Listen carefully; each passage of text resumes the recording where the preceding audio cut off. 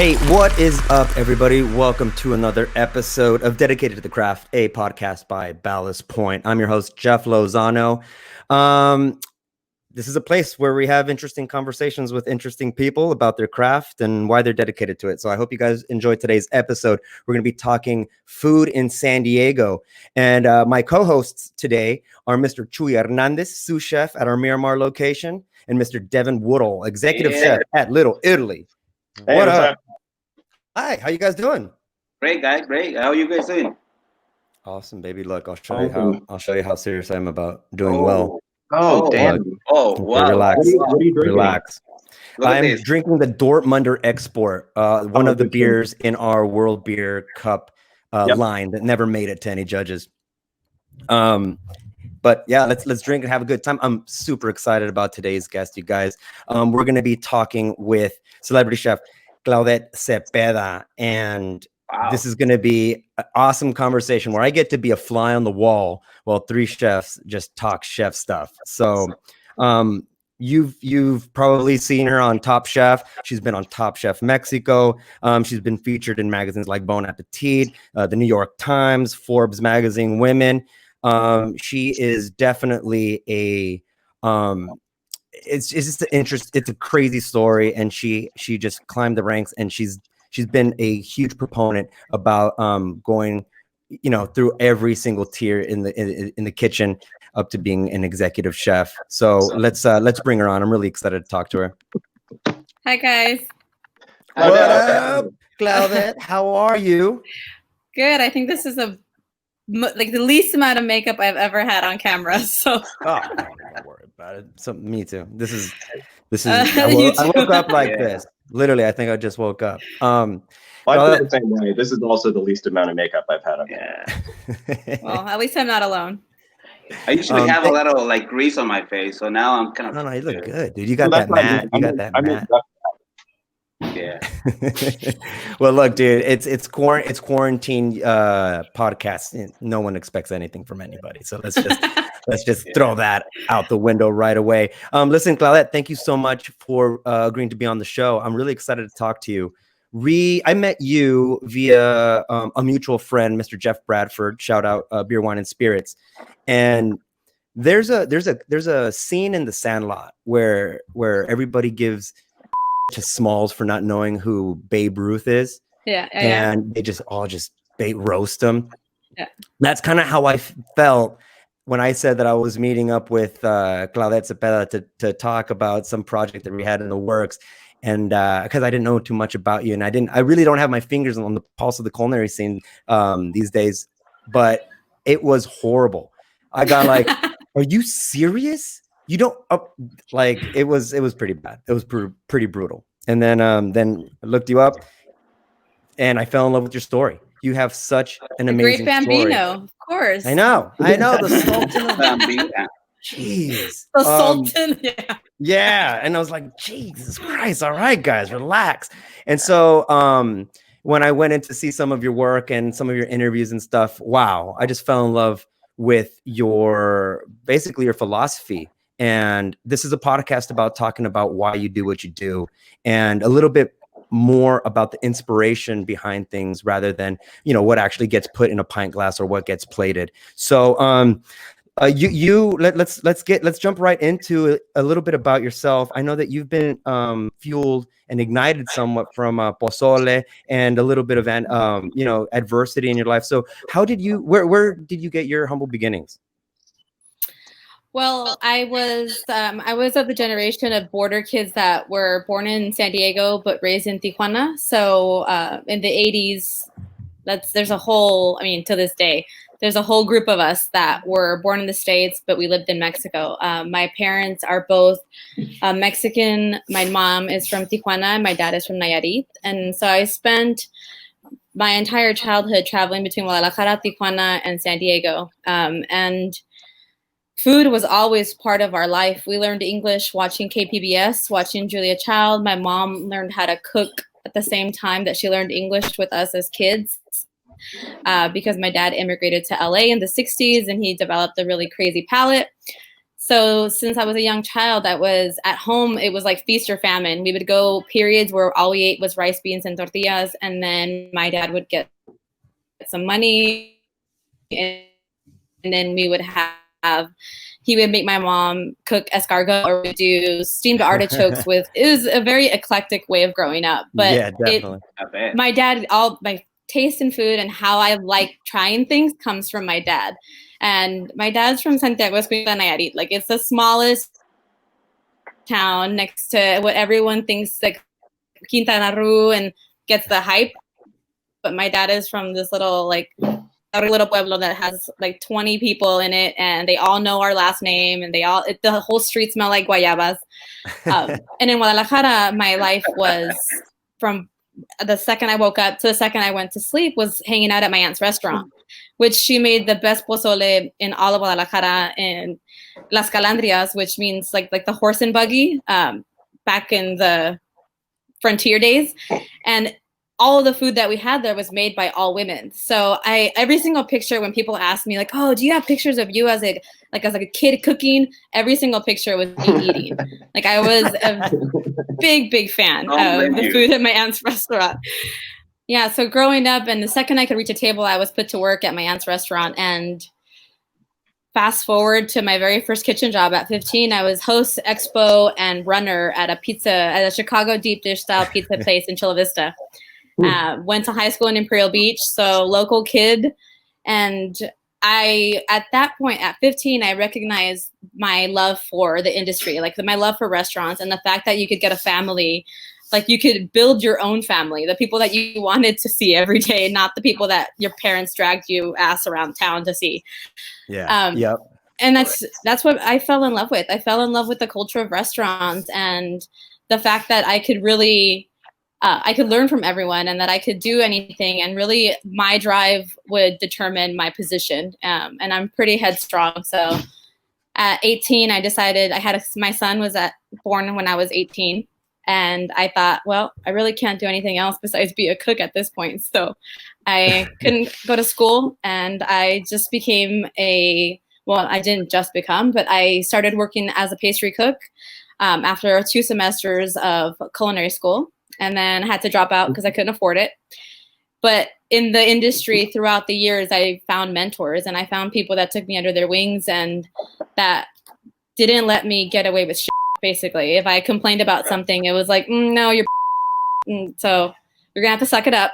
And it's not about what anyone else is doing. It's about what you're doing. So keep your head down. And eventually, when you put your head up, you'll be the only one in the race. So that's always been like some pretty strong words since I was a kid. Yeah, everyone has to have, everyone that's been somewhat successful in their particular discipline has always linked some of their success to having a good guide. And everybody needs their Gavin, and you had him. And I was reading a little bit about you and the tough times that you can get as being a cross-culture kid, right? Like where you're trying to not know really what let's say ethnicity that you need to focus on. Chuy, you're from Tijuana. I'm Was from that Tijuana, your story? Born and raised in Tijuana. Same like Claudette, like living in the United States. It's been hard.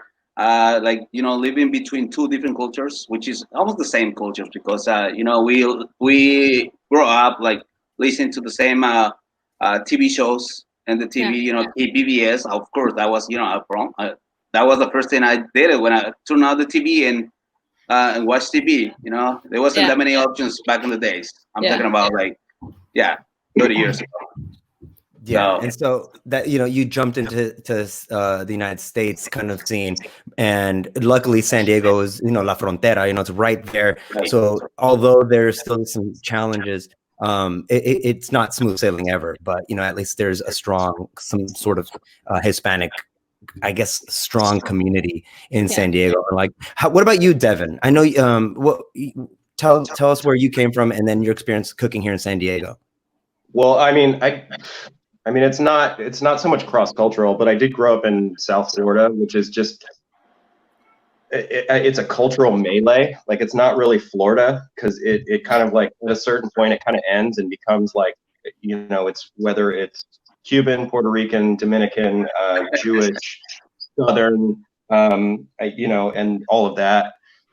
I mean, you know, so there's a lot of that there. I mean, I will say it's nowhere near as advanced as like San Diego and Southern California is in general.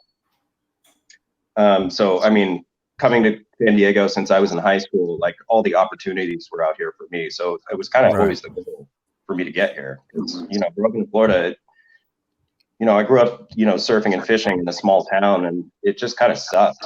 Like it was like, it was, everyone was kind of boring. And it was just like, there was no, it wasn't like as lively as it is here, you know? Yeah, I can imagine. Well, you know, Claudette, you were talking about, and this is something that I really loved. It's a sentiment that I really agree with, because in beer, you can get kind of caught in the whirlwind of brewing, either being a little too radical or too conservative, brewing old styles for the sake of brewing old styles, and you kind of get cornered into that if especially if one of those takes off. But something that you said was that you don't like the idea of traditional. You don't like the idea of fusion, and I loved it. Can you explain a little bit more as to what you mean by not necessarily adhering to tradition or fusion? Yeah, well, the word fusion, when I think of something, like by definition, being fused together is something that you have to force. That it's like two things that shouldn't be together, you mash them together. That's a fusion, right? And to me, food is more of a marriage, and it's a partnership among two different cultures a lot of the time, sometimes more. But if you look at the history of just Mexican food alone, it's really a byproduct of thousands of cultures that landed on our shores by really shitty political times. We're talking about slave trades, just colonization, and just that alone. But I get crucified, and so do other chef friends of mine that cook their ethnic style of food, if they're Thai, Vietnamese, whatever. And they say, well, that people will tell us like, well, that's not Mexican, or that's not Vietnamese, or that's not Chinese, whatever it is, because the person the one that's talking shit to us has their own biases. And what I want to tell everyone is like, hey, tradition isn't static. If I was a grandmother, if I'm 80 years old and I have grandkids all over the floor, yes, then I'm going to cook fonda food. I'm going to cook it on brown plates, and it's going to be brown food. But until that day comes, I'm going to cook the food that I want to cook with my voice and with my experience, and move my family, my demographic, my generation forward. You know, tradition isn't static, and as long as you're doing something that's authentically you, that's all that should matter. Like the word authentic and traditional get thrown around, and one of my favorite movies is Princess Bride, so I always say like, oh, you keep using that word. I don't think it means what you think it means. Favorite movie of all time. But it's like, it's not like, we're not a fusion food. If I'm going to make a dish from Tijuana and I'm going to add soy sauce to it, it's perfectly Tijuanense. Like we are in Mexicali, like we are a city because of Chinese labor, and it wasn't pretty. And we have the most connections with the Chinese government in Tijuana. Like in Mexicali, there's over 50 different embassies of it, because every last name in the Chinese, like they all have their own kind of political house. Yeah. And there's like 50 of them, and they are 100% in alliance with Mexico. So to say that we cannot take from that pantry, and just like they use chilies from ours because Mexico gave chilies to the world, what would Italian food be without tomatoes? Like it's like chocolate. Or chocolate or vanilla, because no one actually understands that vanilla came from Veracruz. From Papantla, Veracruz. The first vanilla orchid came from the jungle in Papantla. So if you know that, and then it's like, that's why I'm such a nerd about the history of food in general, not just my heritage, but where things went through. And then when you talk about it, you can break down all those walls. A curry is a mole. It's just in a different part of the world. That's, you know what, actually, I totally agree with you. I was reading about yourself, and I saw a quote about like saying the borders are just man-made. You're absolutely right. This is the way that I think, and I think that all the chefs in this country and everywhere in the world, it's like has to think the same thing. You know, there's no borders. There is always something that you need to create is and just waiting for you to like put it in the table. That's it.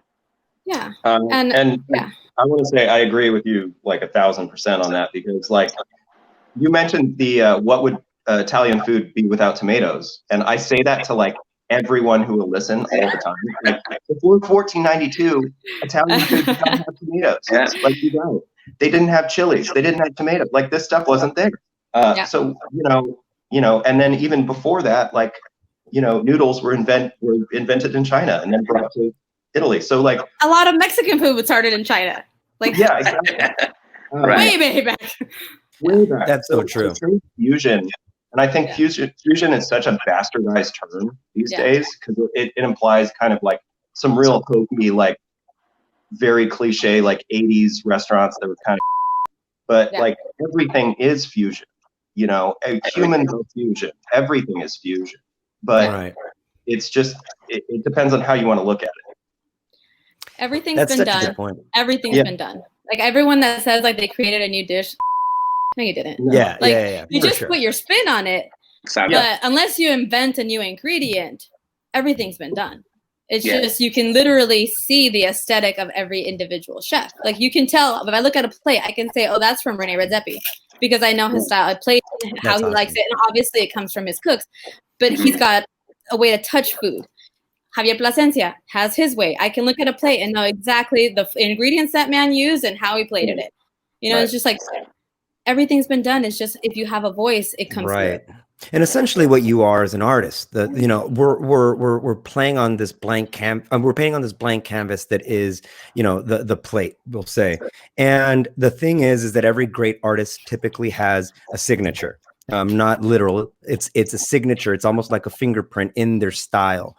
And the greats are separated by the good, sometimes purely based on that style, and whether that style is whether that style kind of detaches itself from tradition or what we deem authentic, right? I think what a lot of chefs run into, and especially if you do have a very specific story or you come from a very specific ethnicity, you know, chefs are expected to cook their own ethnicity. But like, I mean, you look at and it's, which is really unfortunate, because look, check it out. Like my family is Scottish somehow through the Bahamas, through South Florida. I don't know what I am, but you know, I'm not cooking haggis, and I'm not getting shit talked at me for not cooking haggis, which is unfortunate when you hear about, you know, whether it's Indian chefs not creating, you know, great curry or some bullshit like that. So or, you know, Chinese chefs not being so true to their, you know, their kind of culinary heritage, just for branching out and using their own voice and kind of putting their own spin on things, just like we would, you know, music, you know. So it's like, again, as Claudette said, everything's been done. It's just all three chords have been played. It's just how you play them and what you want to say. Here's a question, Claudette. How do you kind of do the dance between basically amplifying what is pride behind a culture and its cuisine, and also stepping outside of those of that corralment without losing yourself too much, without going completely the other way or the other side of the spectrum? How do you find that you can kind of maintain a little bit of this and a little bit of that, and slowly create authenticity while taking authentic and traditional kind of dishes and putting them, giving them your spin? Well, I have the fortune of having amazing women that really ground me. I have my two kids that are, you know, teenagers, but they're my best friends. So when I come home, like, this is what I look like. I'm wearing like an old knitted grandma sweater. I don't have any makeup on, and my kids talk about sometimes the food that I make. They're like, yeah, that wasn't so good.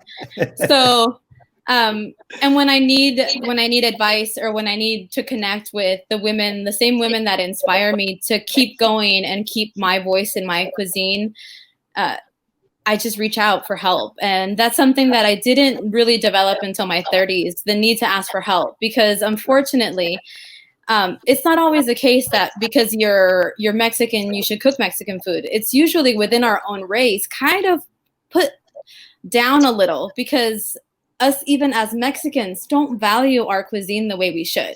We don't. That's why Rene Redzepi became famous when he went to Noma or made Noma Mexico so famous.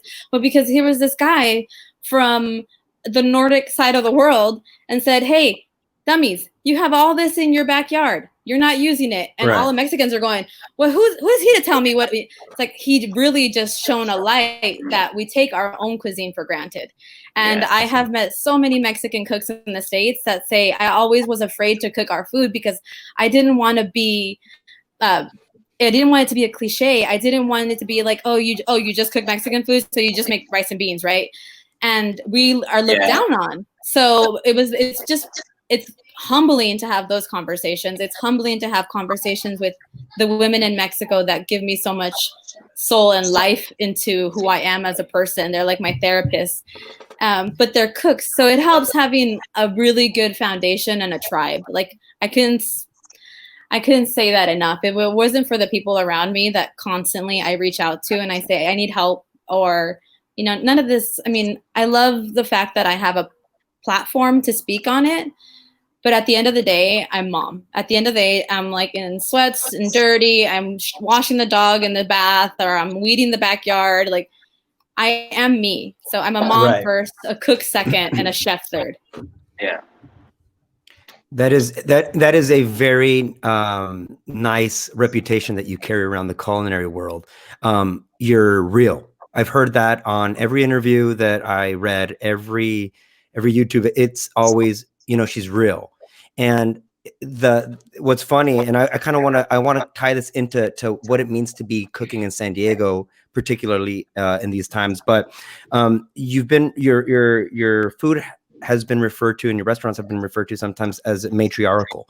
And what I loved about that is that when you explained it, it completely turned what I thought that meant on its head. What you meant by that was taking the influence from the great women in your life and the doñas that were cooking for our fathers and our fathers' fathers and our mothers and our mothers' mothers. And it's you've been a big proponent for women in powerful women, powerful Latina women in food. But what you mean by that is that harnessing that knowledge and that wisdom, right? Yeah. I mean, sorry, go ahead. No, I was going to say how has that worked for you in San Diego as far as the culinary scene that has been happening here? I mean, for the most part, it was well received with the restaurant. Obviously, I remember the first time Eater put out an article on it. The first comment, and after Top Chef, I learned never read the comments. But I remember the first comment was a guy going, "Oh, you mean she put women back in the kitchen? What a novel idea!" And I was like, "Oh, you." And it took everything inside of me to not like freak out and like start keyboard warriors, you know. But yeah, at the end of the day, it was well received. There was, you know, no one hates you like your own culture. So there was definitely those Mexicans that came across and been like, this isn't Mexican food. And then I would ask them, well, you know, when was the last time you went to Mexico? Did you go to Cabo? Did you go to Vallarta? Did you you're second generation or your third generation? Yeah. I can speak with confidence on what I'm doing because I knew that I had to do the legwork. Like I had to become educated and I had to put boots on the ground and go to every single one of these women's. I scoured names and places, and the most remote, I climbed the volcano Popocatépetl in between Mexico and Puebla to go and siphon aguamiel from the agaves and eat mole and truchas from it was just like I did the work. So it was well received in that regard. Like the people that mind don't matter, and the people that don't matter mind. That's like a phrase that I always try to remember. The ones that don't matter are the ones that are going to give you shit. But that's a good way of looking at it. It's, you know, it was my story. It was my journey. And I know what it did for me. And I know what it did for my staff and of, you know, multicultural staff. And I empowered them to learn about Mexico and about their families. You know, I was always telling them, bring your moms in. I want to meet your moms and I want to cook with your mom. And I just want to, that, you know, at the end of the day, these are unsung heroes that no one talks about, but every one of us has a mom. you know, and one day my kids will say my mom was a great cook. Sometimes she really sucked, but for the most part, she was a great cook. Right. But you know, we're the creators, and you can't ignore that fact. You can't ignore that. And I remember when I started this career, I never leaned on the fact that I'm a woman. I've worked my ass off to get to where I'm at, but I was told multiple times, "Oh, you have kids." Yeah, and I got passed up on sous positions because I had kids. I had to lie a couple times because I had kids. I would say I didn't have any. Wow. So, you know, it's like when it got to my own project and I was proud to say that I was cooking for the moms, and I am a mom, and I'm leading my restaurant as a mother, and who wants to disappoint their mother? I don't have to lead as an asshole. I don't have to scream. I just lead with like, oh, that disappoints me. And that was like all I had to say. I think that really, I think that really does. It's so weird to have to say this, but in the culinary industry, to say that your cooking is matriarchal and that sets you apart, like that's unfortunate. That, you know, and I think we're starting to get away from this, that kind of macho, you know, kind of Gordon Ramsay type kitchen. And nothing against Gordon Ramsay, he's amazing, right? But you know, that screaming, just kind of intimidation, you know, prison style kitchen is just like, you know, we don't have to do this anymore, guys. Like let's just be people. Like, let's be real. Let's like hire the right people. Like, encourage them, teach them. And if we've done our job as chefs and as leaders and as sous chefs, even as leads in the kitchen, or even as like, you know, accomplished cooks in the kitchen, like you're bringing people up, you know, through, you know, both teaching, but not that kind of intimidation. And I just don't think it's not the time for that anymore in the culinary world, at least pre-pandemic. I don't know what the culinary world is now. There's you haven't been in the kitchen for a long time. That's a good point. Yeah. That's a good question. What is the landscape now? And let's say, let's not be, I guess, presumptuous. Before this whole thing kind of spun out of control, what was the scene in San Diego? What was the culinary scene, and why has Mexican fine dining, if you will, why has that been so difficult to kind of get off the ground? I think that's an episode all on its own. Yeah, I know. Well, what's the landscape right now in San Diego? Well, while San Diego's trying to make a name for itself as one of the best culinary cities in the world. I think, unfortunately, sometimes as diners, we're our own worst enemy. When it comes to Mexican cuisine, 9 times out of 10, I was having to justify the prices on our menu. And when looked at the menu of a restaurant 5 minutes from now, I'm not going to name names because they're friends, and they have pozole on their menu, and they charge $22, and no one bats an eye. But I charge $17 for braised pork cheeks, you know, crispy ears. Do it right. Do it the way I was taught. 2-day, 3-day process with nixtamalization and everything. People freaked out. You know, the first month, people would leave 0 tips for my servers on parties of larger than 6 because we hadn't implemented the auto grat. And it was just, they didn't value our cuisine. They said, well, and we're in San Diego. Why don't I just drive 5 minutes and have the same exact thing in Tijuana and pay literally a quarter of it? And I'm like, well, and it's exhausting. It's exhausting to tell people to value you as a human, you know, like that. Yeah. That was the most demoralizing part of our job that made it really hard. Not, you know, every single time my server got stiffed, I would make sure that I would literally, probably against so many rules, but I would Venmo them money because I would tip them. I was like, I can't, in my good conscience, everything I talk about, and then have you leave here depressed because someone didn't value you as a human. Like you served their table of 14 people and they left you 0. And when they write in the 0 and cross it off, that's just like a F you to a server. Right. And, you know, I think we're spoiled. We have a lot of options, but at the same time, we don't value people. We don't value the fact that it's extremely expensive to live here. And it's so easy to just say, well, I can go to LA if I want rock stars. Here, I just want something that's going to, you know, satisfy my craving. And they want tacos for $3 because the tacos al gordo. And all the taco shops, and that's what Mexican food is in San Diego. Yeah, they want burritos drenched in enchilada sauce and 20 margarita flavors and maybe 10 guacamole like toppings, and it's like that's not how this works. I know, right? I know it's kind of, in my experience, it's kind of hard, explain the customers when you offer something on the menu, like like a handcraft mole, the real mole. It's a process. You dedicated a lot of time into the recipe, and you put a lot of love into the recipe. So people that knows what's the mole is, really appreciate it. But yeah, you're absolutely right. There's people they just think they just want to eat on something from a taco shop or something like that. But our prices reflects our job, reflects our time.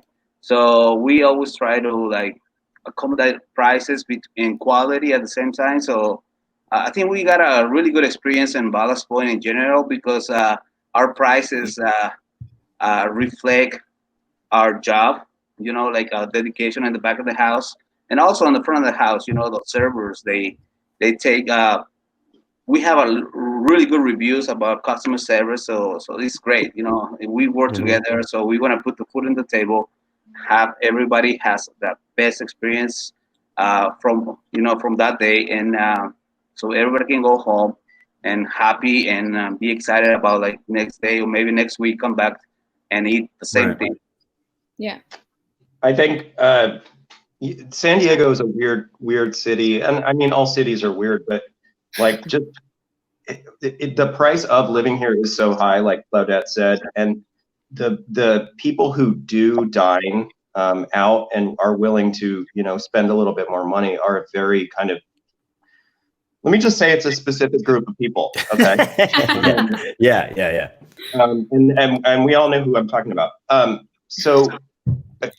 we haven't really developed. So we have our kind of like high echelon fine dining in San Diego, of which I could probably name all 5 or 6 or 7, but that's it, 7, right? But we don't have that kind of mid-level, like really pushing food and making it affordable kind of fun thing like they have in Portland or even LA or, Seattle.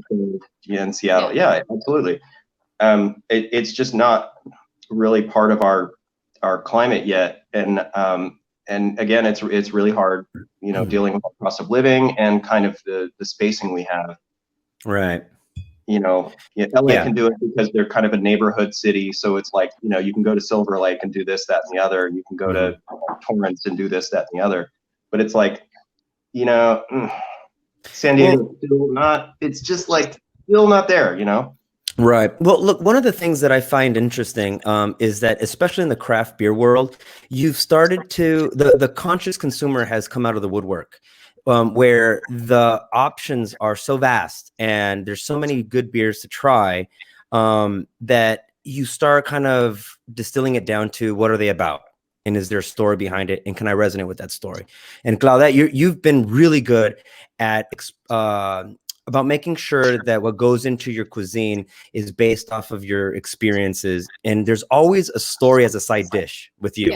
There's always that might seem like it's just this, but let me tell you what it actually is. And we can go down that road. And Ballast Point has always been a company about telling stories, and something that I think is I mean, it's across every tier, every spectrum, every financial rung. People like a good story. And if people can really sit back and kind of absorb that, they will enjoy it so much more, and they will pay for it. I think what, like in your position right now, Claudette, is that you're one of the few people really telling the story and getting that across to people. So people still have this kind of hesitancy and they can't really see how much value is in that. It's not until more people start to really say the journeys, or talk about the journeys that got them there, where people are going to start going, okay, that's worth it. Yeah. Do you think that that's a problem here in San Diego, Claudette? Yeah, because until you can, sit down with people and really say, well, I would tell the servers, when someone says that a dish isn't Mexican, I would go to tables. Like, I would table touch every single night, at least 15 tables of people that would say, oh, well, that's not from Mexico, or that's not authentically, that's not what I remember it to be.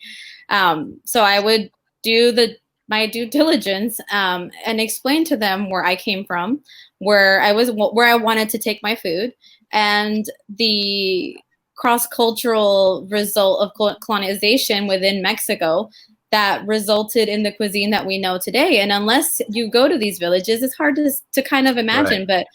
But just alone and not put food aside, the charro uniform of a charro, of a cowboy, of a Mexican cowboy, that embroidery actually comes from Africa, and that is something that unless you really want to know, you really don't. And then it doesn't matter, right? Because people also only want to learn what on their terms. So even if I would have told, there was people that I told this story and I would sit down and I'd say, yeah, well, romance them and talk to them about my passion and my life. And I would leave and I could see it just went right over their heads. Yeah. And it's like, I can't make people want to grow as humans. So that's when I started shifting my gears of like, okay, cooking, I understand. My next job is going to be a PhD in humanity. How can I get people to give a damn about other people and to see us all as equal? Because again, you do a DNA test and you have 14 different ethnic groups in your blood, because there's no virgin blood. There's no perfect virgin cuisine that was untouched, because indigenous cultures are dying every single day as a result of colonization, as a result of immigration, of people leaving their village because they don't have any resources around the world.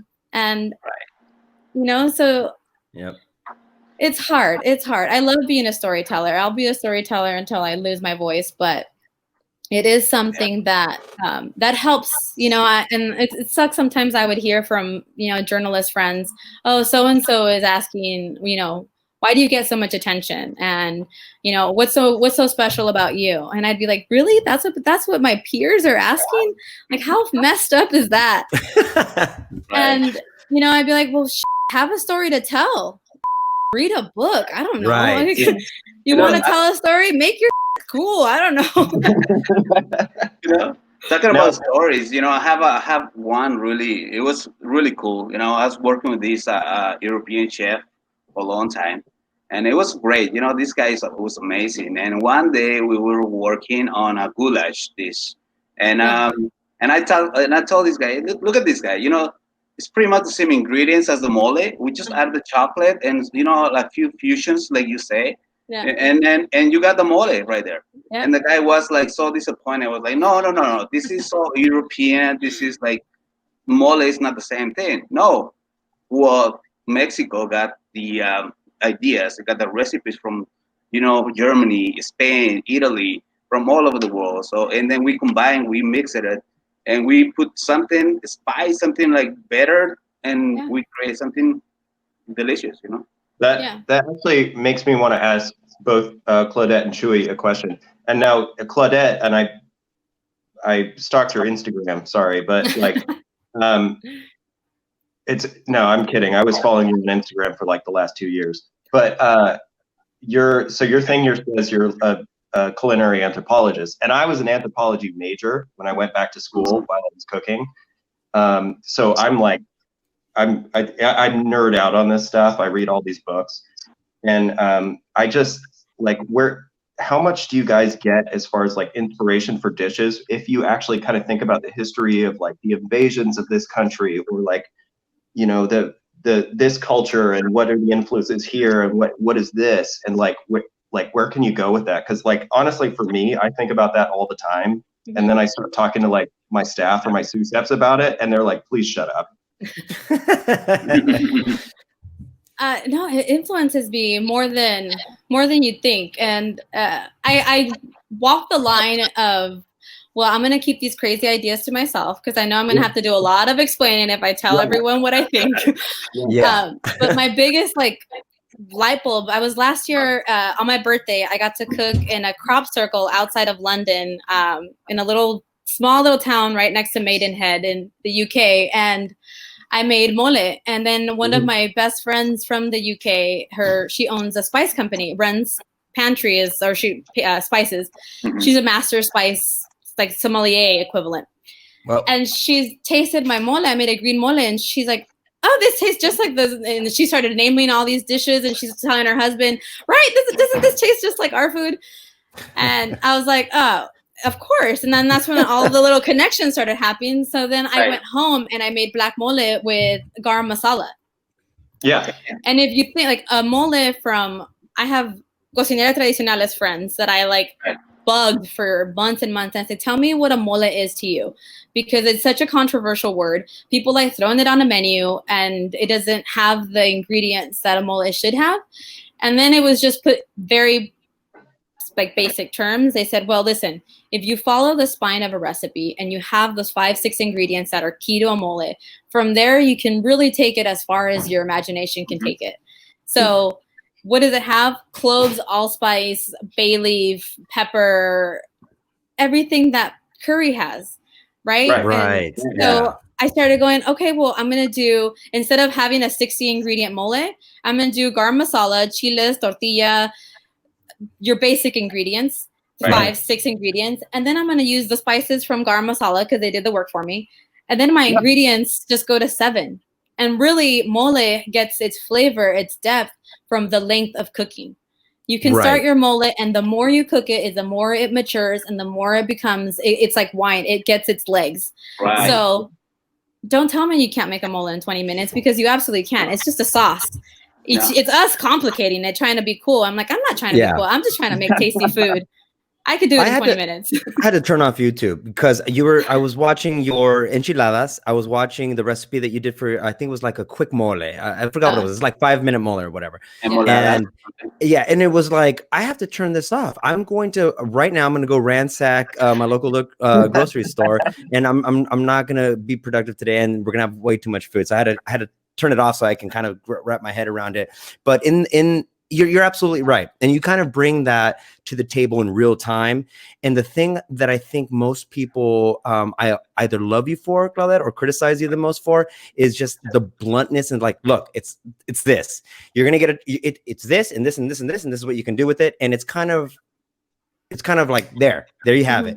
If you're too romantic about it, you go, no, it's way more than that. You have to, the sun needs to be setting, and you have to be, and then you can get too nonchalant about it and be like, nah, dude, all mole is the same, bro.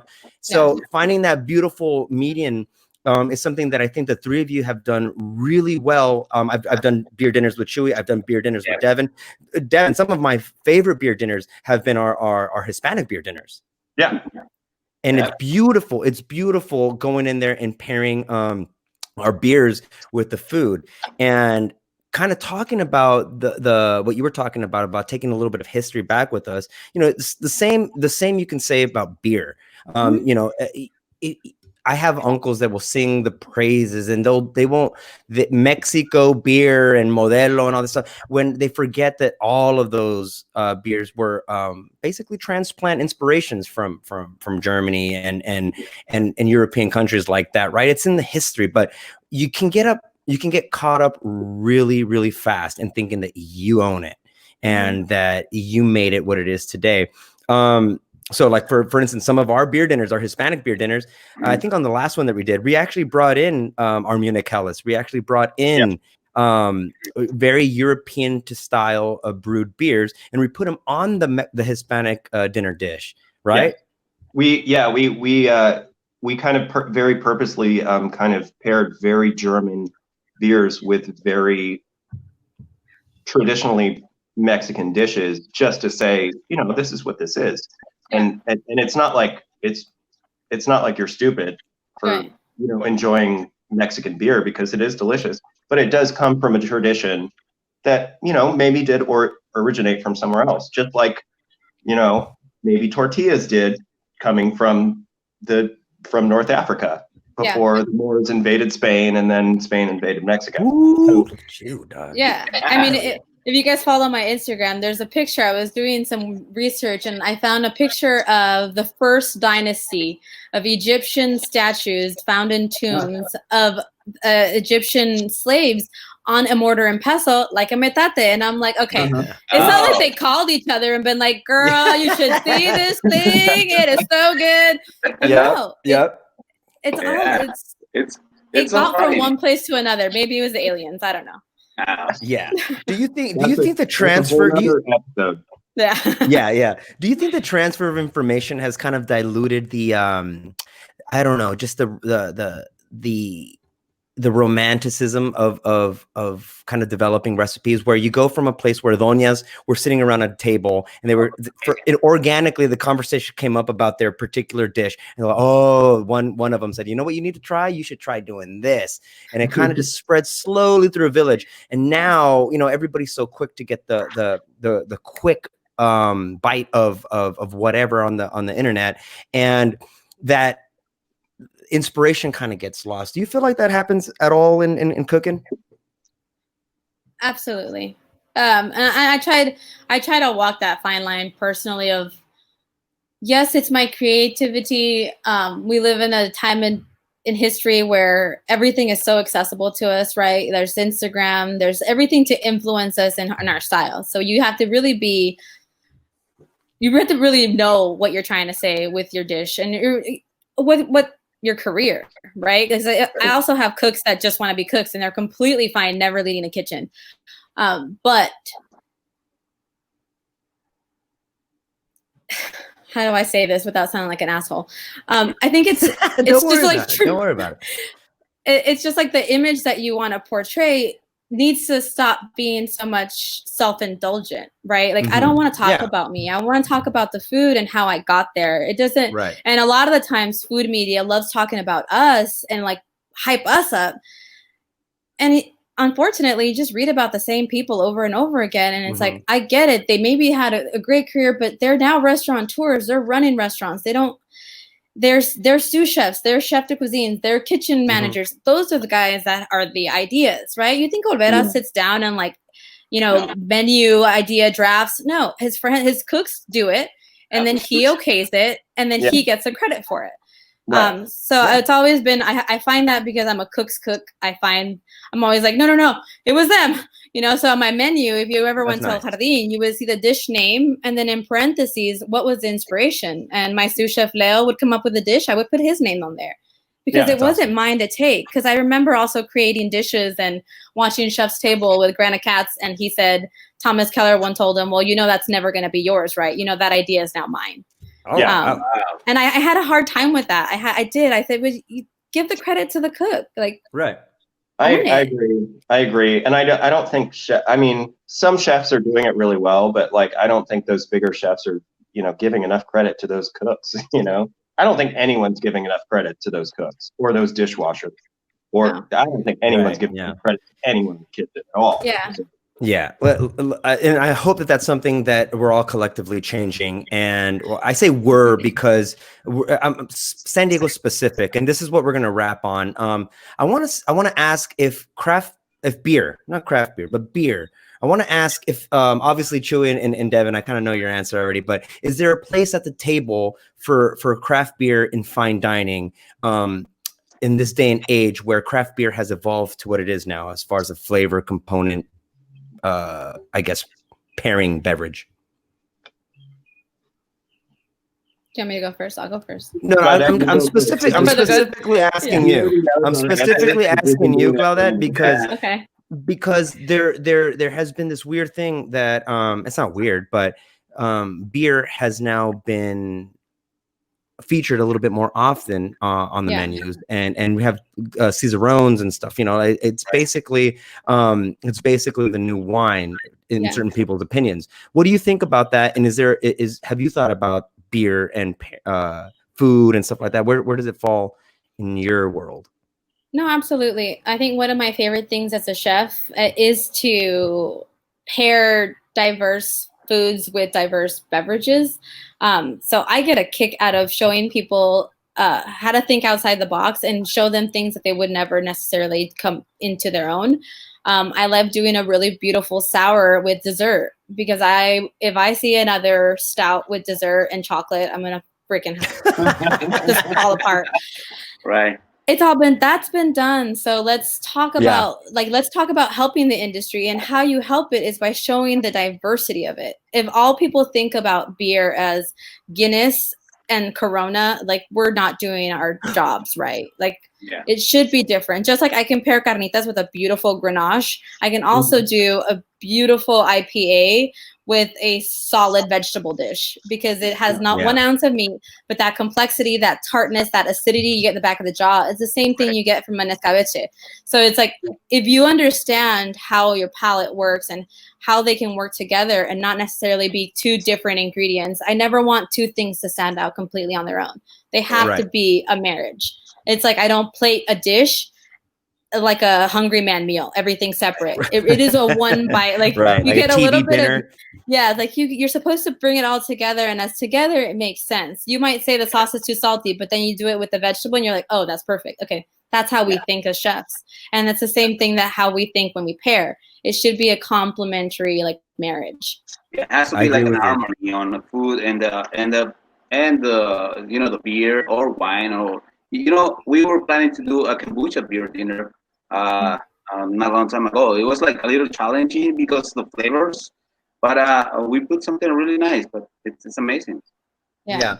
Look, Claudette, you need to come once this whole thing blows over. You need to swing by and you need to sit down with us while we give you a nice beer and food pairing one of these days, where we can show you and really highlight what the beer can do to a dish and what the dish can sometimes do to the beer. So I love that. Oh, it'd be awesome. It really would be awesome, because the more champions we have out there talking about how beer can actually be at the fine dining table, the better, because it really is a great pairing beverage. Look, Claudette, listen, we're going to start wrapping this up. It's been so great to sit down and chat with you. I love your philosophy. I know that we all appreciated, you know, your outlook on the culinary scene, and you're kind of a gypsy cook right now, traveling the world. And besides this, you did like a pop-up dinner, this dome pop-up dinner at little Liberty Station not too long ago. Yeah. What else do you got going on? Right now, I am kind of doing the wanderlust life, trying to see how to quote unquote diversify my portfolio.